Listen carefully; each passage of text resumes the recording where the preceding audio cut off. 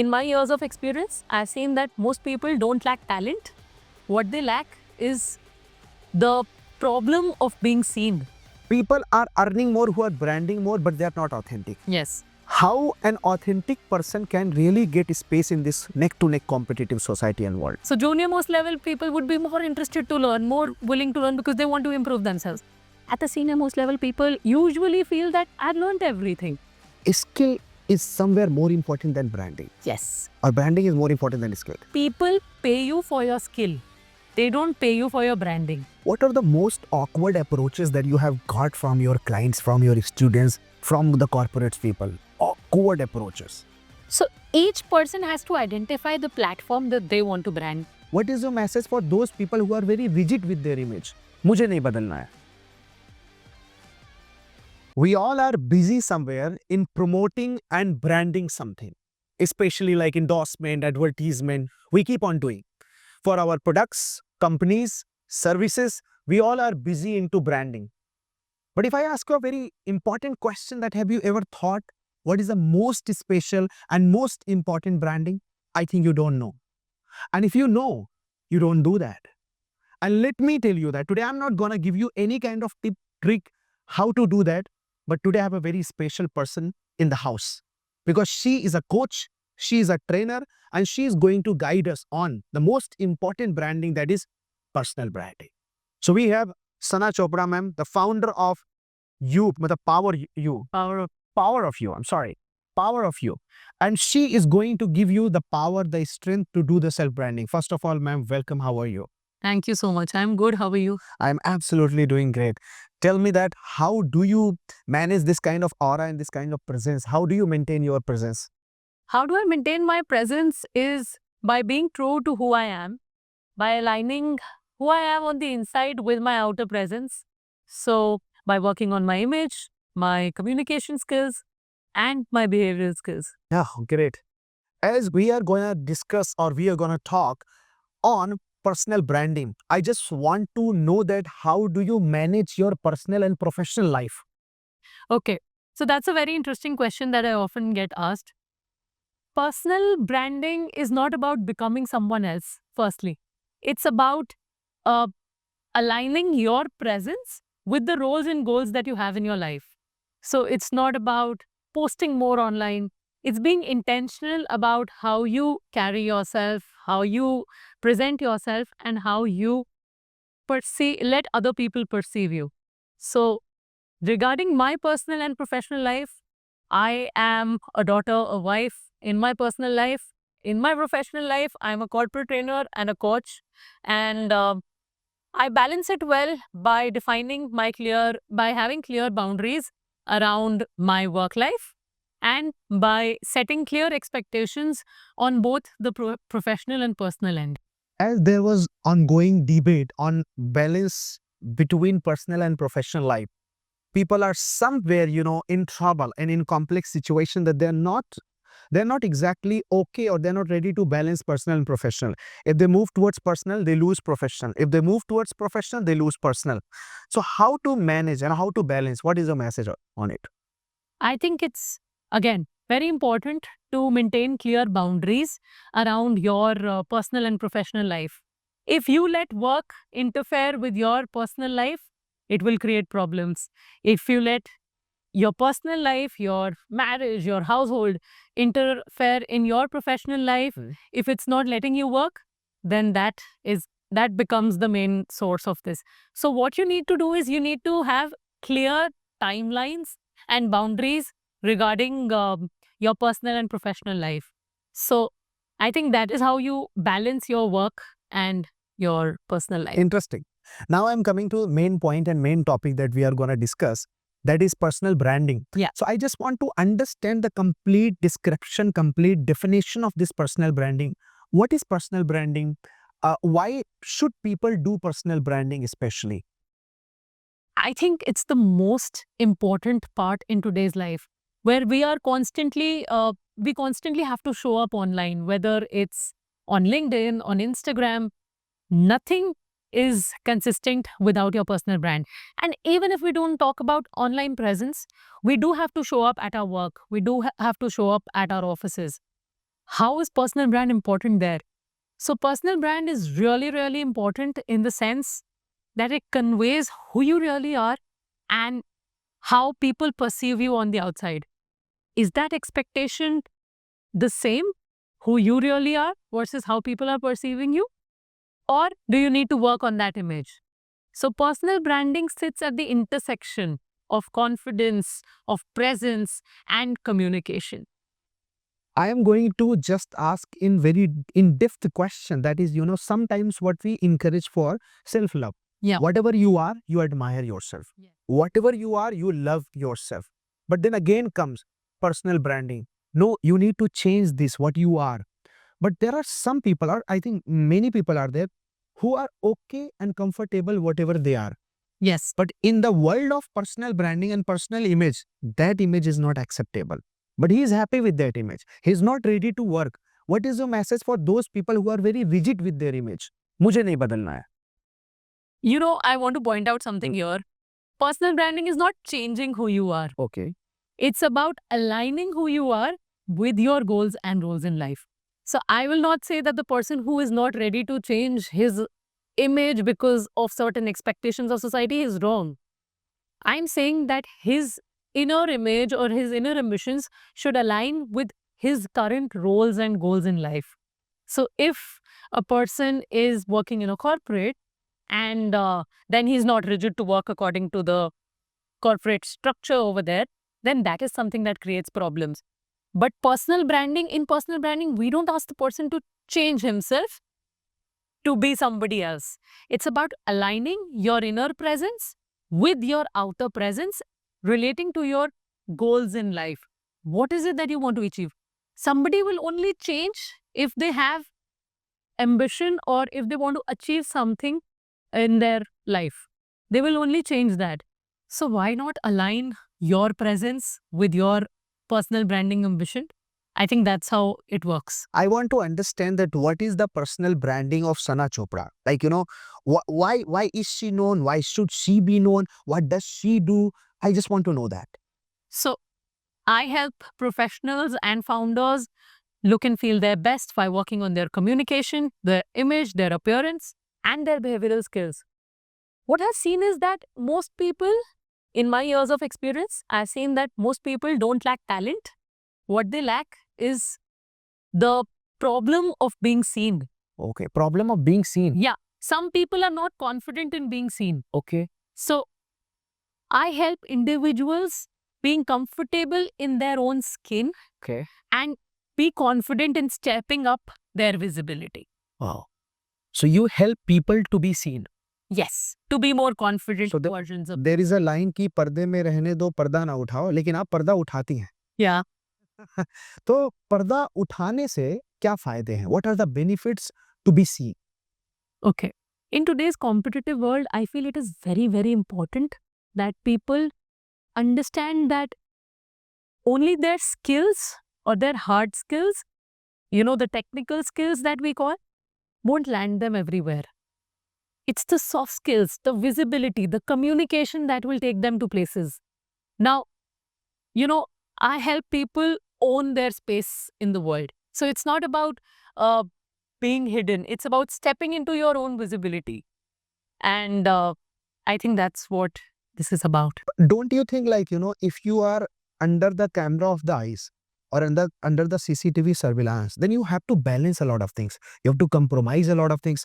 You can't post such a kind of any casual picture if you are on LinkedIn, and you have to post professional. Absolutely. Right? So you have to balance somewhere your lifestyle completely, and you are under CCTV surveillance 24/7. So is there no loophole of being seen always? I think that's why I always say that authenticity is the key. Okay.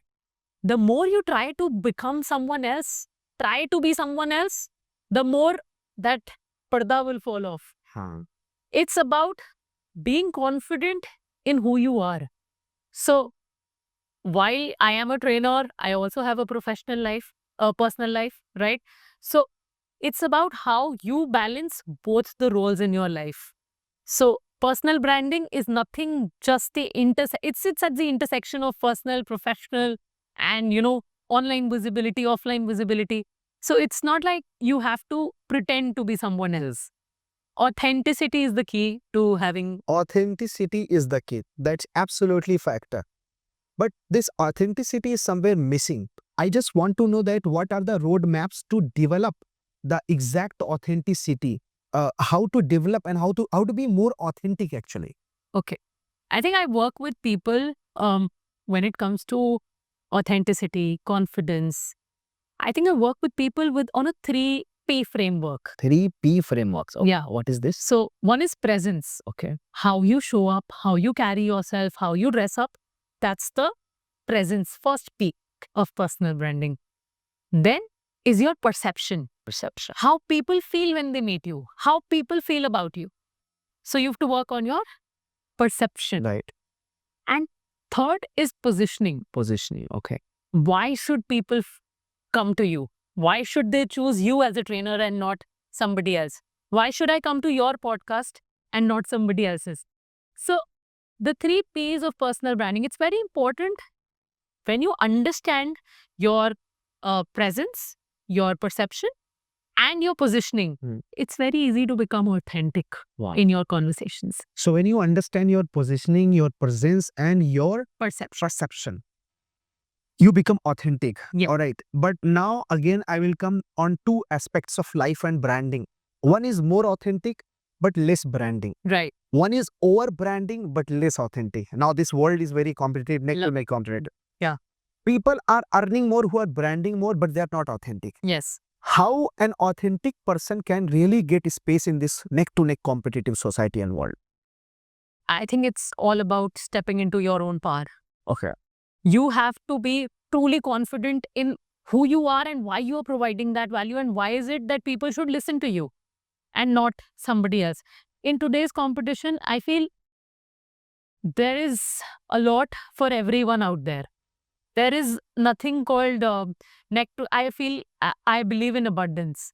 So I believe that there is enough for everyone out there and nobody can get the work that is supposed to be yours. You just need to be more visible, more clear. Clarity is what builds confidence. It's not the other way around.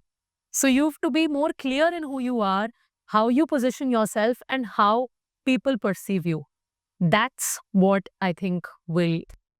What do you do that people perceive you? What do you do that, Sana Chopra is known for her, corporate training, her, business or kind of image development. I just want to understand that how have you developed yourself professionally? So over the past 8 to 9 years that I've been working in this field, I had the opportunity of interacting with college students, with corporates, with one-to-one clients. I have a lot of one-to-one clients with homemakers.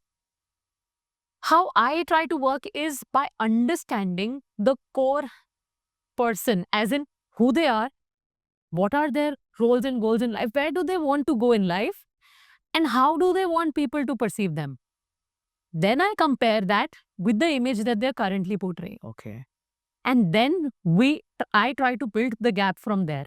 I bridge that gap from there by working on their. Sometimes I help people understanding their emotions better. Sometimes I help people build more clarity by working on their wardrobes. Sometimes I help people working with their communication skills. So slowly we build that gap from who they want to be to from where they are to who they want to be. They want to be. Yeah. I want to understand who is the toughest person to be handled in your job. Housewife, corporate, students, who are the toughest to be handled?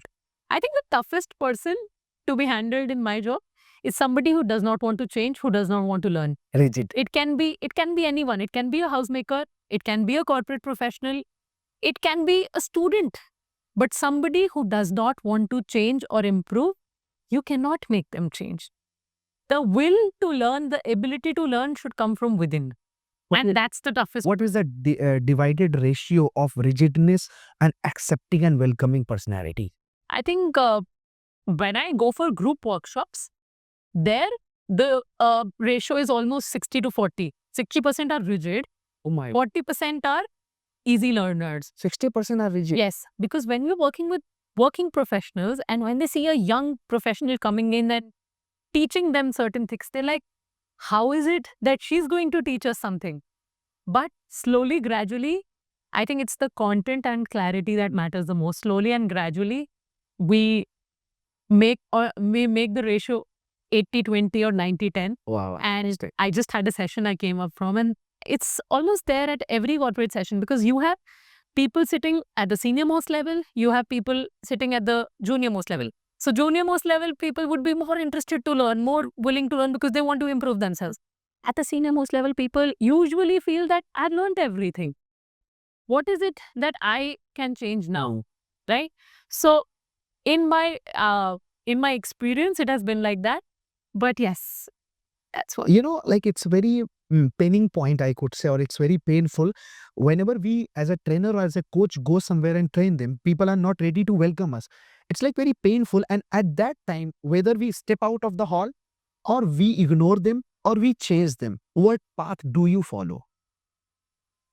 Just repeat the question. Yeah. Whether to step out Okay. or to ignore them completely or just to transform them. The idea is not to ignore them, of course, Okay. because the more you ignore them, as a professional, I can't do that to my audience, because my idea is to work with them to make them understand why is it important and how can they benefit from the session, right? So my idea is to help them understand clearly why it can benefit them and then work on transforming them. What are the most awkward approaches that you have got from your clients, from your students, from the corporate people? Awkward approaches. Awkward approach. Some people are very rigid Okay. on what do they want their audience or their employees to learn. Okay.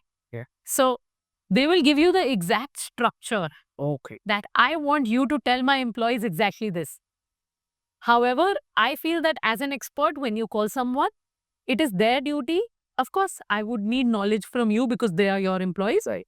But I would need, my flexibility to work according to what I know the best, right? And the most awkward approach is that when the HR heads or the leaders, they sit in the corporate trainings and they question each and everything that is going on there. While the employees might be enjoying the session, that has been one of the very awkward situations to be in. So I think, yeah. You have been into corporates or you have been into training. I just want to understand what are the harsh realities of training industry, coaching industry, that all the trainers should know and should understand.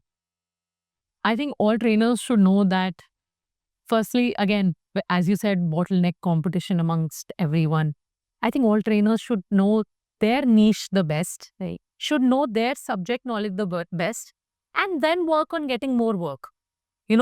A lot of people want everything today. So I want to be an English language spoken trainer. I want to be a confidence coach. I want to be a personal branding expert. People have different niches, something that they specialize in. Right. I want trainers to understand what is it that they specialize in and then target their work around that. Then target the corporates around that. Because people pay you for your skill. They don't pay you for your branding. Right. Actually, people pay you for your skill, not for your branding. Yes. People love how you brand yourself online. Right. But your branding can only get you the job. It cannot help you retain it. Right. So it's the skill that will help you retain it. Amazing point you have told, actually. Yes. Skill is somewhere more important than branding. Yes. Or branding is more important than skill. I think in today's Both world, are- both are equally important. Okay. But if you're just branding yourself and you do not have the skill, you will ultimately just land one corporate training assignment and never step into that corporate again because you did not have the skill, Exactly. right? Exactly. Right. It might land you one-time work, but to truly be in the industry, to truly be authentic, you have to have the skill as well. Without skill, I've seen a lot of people who have the skills, but they're not being seen because they don't know how to communicate, right? So that's where individuals or experts like me step in and I help people Great. being more seen and visible. visible. Interesting. So you want to say that ki समंदर के किनारे को ही चख लो, समंदर पूरा लेने की जरूरत नहीं है. But I remember a line, मंजिल से आगे बढ़कर मंजिल तलाश कर, मिल जाए तुझको दरिया तो समंदर तलाश कर. Every time we want to find more, we want to gain more. Okay, I have become English spoken trainer.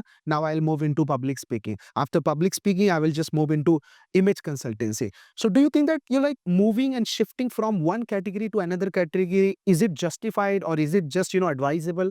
So I think it's not necessary that ये कुछ गलत है, that people are. I'm an image consultant. I'm also into personal branding. I'm also into soft skills training. But yes, it is important to be a master of one. Okay. Because people will know you from one core skill or one thing that it is that you truly want to be remembered for. It's not like it's wrong being in different fields or doing different things. If you have a dynamic personality where you can handle different things well, works the best. That's But if you're someone who's very distracted by other things and you're not focusing on just one, if you're not able to focus due to multiple areas of expertise, then that's what is causing the problem. okay. Now let me clarify one thing, that, for example, there are two phases of branding. One is product branding or service branding, one is personal branding. Like we know Elon Musk, but many people don't know about Tesla. Yeah. Sometimes we know Amazon, but we don't know about Jeff Bezos. Yes. We know Bill Gates, or we don't know about Microsoft, or we know Microsoft, we don't know Bill Gates. What should be or who should be known first? Power of you should be known first, or Sana Chopra should be known first? For me personally, Power of You should be known first. Okay. Because that is a brand that I started. People should know that Power of You is one brand where people come up to learn about how to unleash the best potential that they have.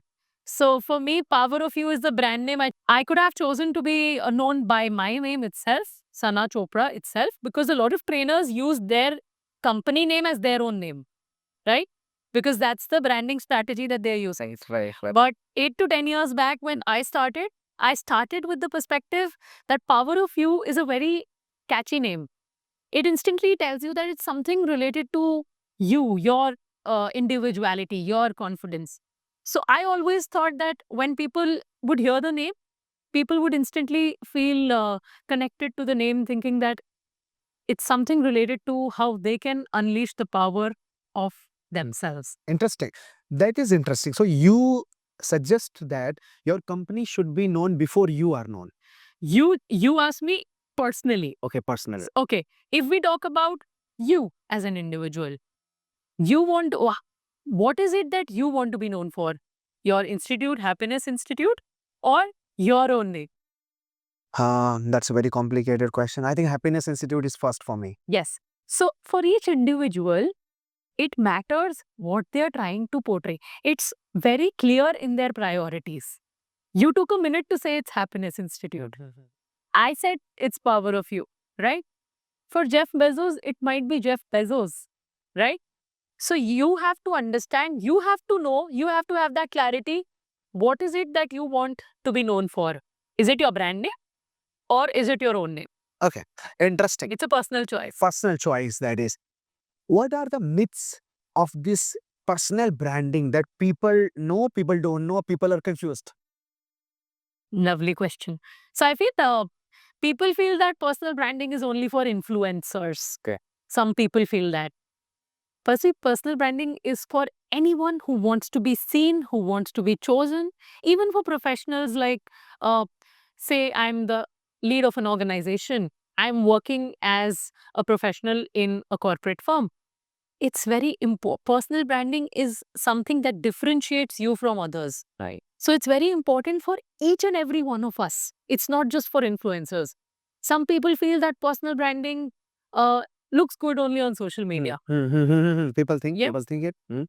I feel on social media also, you will only show what you are.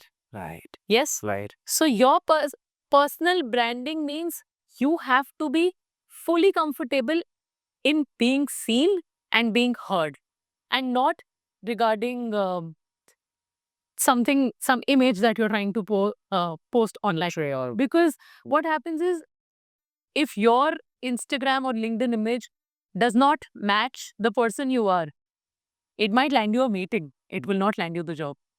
So personal branding means alignment and clarity of who you are and who you are trying to portray yourself as. Should we post something which does not align with our projects, jobs, and business? For example, if I'm posting my reel in Kashmir, Yeah. I'm in the snow and I'm posting that reel, but that's not aligning with my job or with my work. Should I do that? So it's okay to post on certain topics which are trending or which are happening currently in the environment. However, when it comes to your work, I feel the work page should always be very focused on what you do and how are you helping people build, uh, around that, and not on topics that are not related to it. One more thing, like all the trainers, coaches, teachers, they are known for with their respects, values, ethics. But again, now whatever the trending music is there, just like that, there is a trending music of Dhurandhar that Aagi Yeah. ban ke aaya hoon, all right, or that somewhere other song as well. So they put their reels or their pictures with the help of that song or music.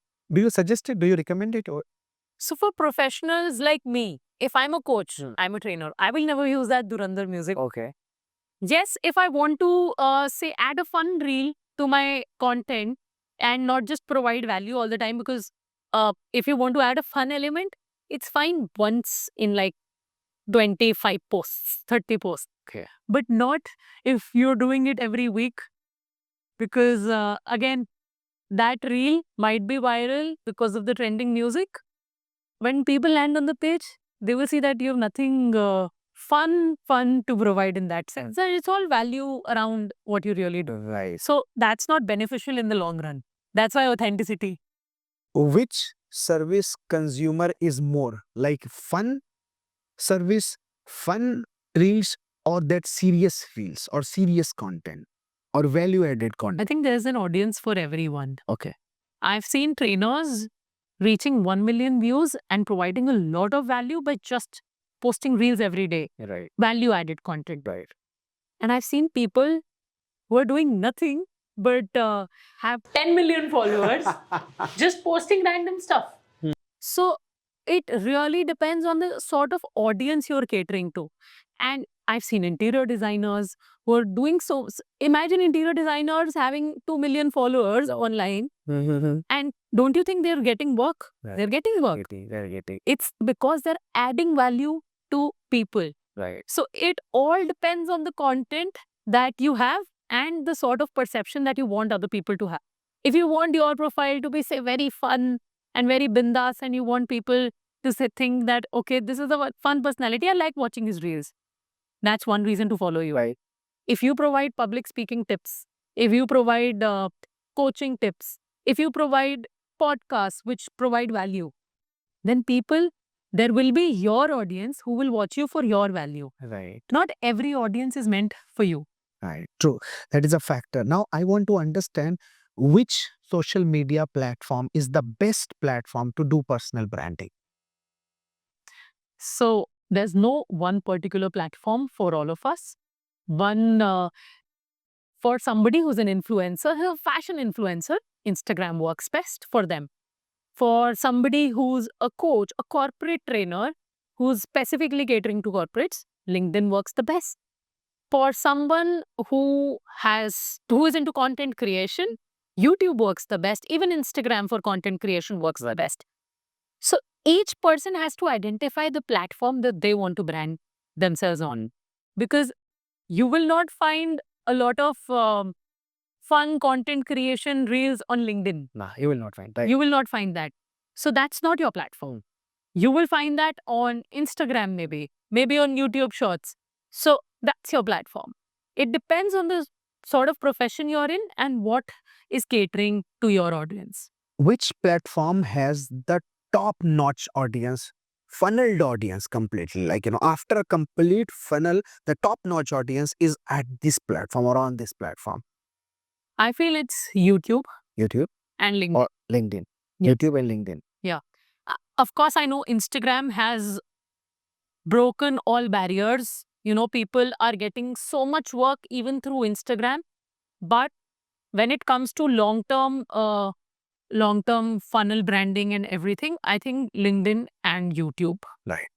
In the last of this podcast, I want to speak your heart out for personal branding. What the trainers, coaches, normal people, normal corporates people, what they can do to actually have a self personal branding. Actually, whatever you want to say, what they can do. I think very important for personal branding is first a lot of self-awareness. So who you are truly, who you are, what is it that you want to be known for? Right. First step is self-awareness. Once you understand who you truly are, then you can brand yourself as someone who provides that value. Right. But unless and until you don't have the clarity within, it's impossible to display it online. Right. So it's very important to have self-awareness, to have confidence, to have confidence in being seen, stepping into your own power, and having really good communication skills as well. Because if today you have the skill but you don't have the visibility because your communication is lacking, I think it will not take you anywhere. So personal branding is just alignment of your intentions, your actions, and your persona. Last question. There are so many girls who are scared of actually these viral social media, deep fake, right? So they don't want to be seen. They have a lot of talents. Maybe they are good dancers, singers, musicians, composers, or writers or poets. But they don't want to be seen or they can't be seen because they feel insecure on coming on social media. What is your suggestion and encouragement for those girls especially? I feel that insecurity often comes from not believing in your nervous system, firstly. If you truly believe in your talent and you feel safe in who you are, your nervous system feels safe, then of course it's a harsh world out there. You will have to understand that there will be challenges once you start posting online, once not everybody will be a good follower. Yes, Right. you will have harsh comments. Today you have a YouTube channel. You might be facing a lot of backlash True. because you get all types of audiences everywhere. It's just how you believe yourself and yourself and your talent fully that will only help you overcome that fear. If you believe in yourself fully and you keep being consistent with your image, with your actions, with the posts, I think you're going to have a good brand image for yourself. But yes, every brand image comes with its own set of problems. Right. So uh, you just have to know how to deal with it professionally. Interesting. I think this was interesting, the most exciting podcast that I have ever done. And it's, I think, short time consuming podcast that I have done. And my takeaway from this podcast is 3P, right? And this 3P is my takeaway, and I have learned it, and I will also execute in my personal and professional life, which is all about presence, perception, and positioning, right? Presence, perception, positioning. So my takeaway is this and a lot more. So thank you so much for this personal branding and the roadmap that you provided us to do our personal branding. And I think for you, everybody, what Sana Chopra ma'am has explained about personal branding, I think that can help you. You're using Instagram, Facebook, YouTube, LinkedIn, whatever the social media platforms you're using. I think you should not be only a consumer. You should be also a producer. Absolutely. Right. You should also be a provider. You should also be a trainer and a coach. And I think you are going to feed and full some values into others' lives. Thank you so much, ma'am, to be Thank you so much. Lovely being here. Thank you.